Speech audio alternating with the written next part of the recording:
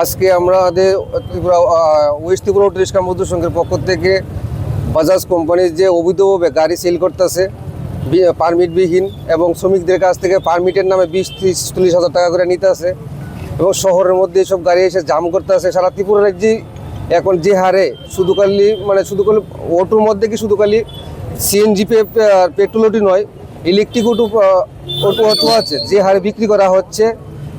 তাই আমাদের ট্রান্সপোর্ট শ্রমিকরা সারা ত্রিপুরা রাজ্যে বেহাল অবস্থায় একা রয়েছে যে তারা সারাদিন গাড়ি চালিয়ে তাদের সংসার পরিচালনা করবো তা পারছে না। তার প্রতিবাদে আমরা আজকে এখানে গণধর্নাতে আমরা বসলাম।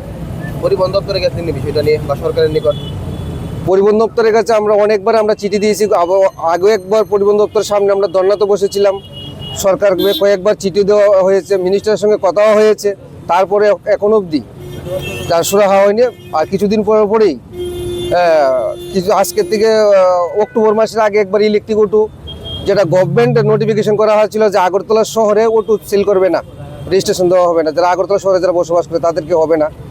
তারপর দেখা গেছে কি সরকারের আইন ভেঙে কোম্পানি 90টার উপরে গাড়ি বিক্রি করে নিয়েছে। তারপরে সরকার যখন আমরা সবাই জানতে পারলাম বা শ্রমিকরা যারা গাড়ি কিনে নিয়েছে তারা শ্রমিকরা এসে আমাদের কাছে বারবার এসে জানাচ্ছে, তখন আমরা গিয়েছিলাম কোম্পানির কাছে জিজ্ঞেস করলাম, সরকারের কাছে জিজ্ঞেস করলাম, করার পরে তড়িঘড়ি তারা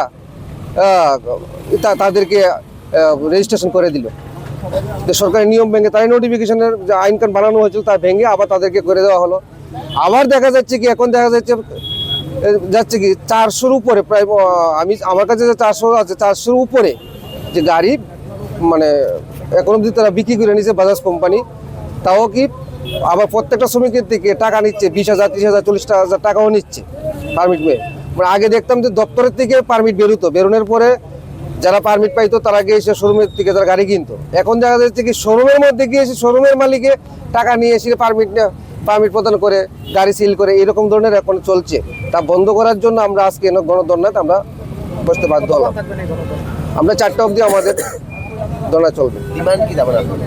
ডিমান্ড যে পরিমাণে ত্রিপুরা রাজ্যে অটো রিক্সা হয়ে গেছে তার কারণে সিএনজি অটো এবং পেট্রোল হোক বা ইলেকট্রিক অটো যে হারে হয়ে গেছে, আজকের থেকে গাড়ি রেজিস্ট্রেশন দেওয়া বন্ধ করতে হবে। যদি বন্ধ না করা হয় তো আমরা বৃহত্তর আন্দোলন যাবো। সারা ত্রিপুরা রাজ্য মিলে আমরা আন্দোলন আজকে ছোট পরিসরে ওয়েস্টে বসলাম, আমরা পুরা ত্রিপুরা দিয়ে এসে আমরা বহুত আন্দোলন করবো।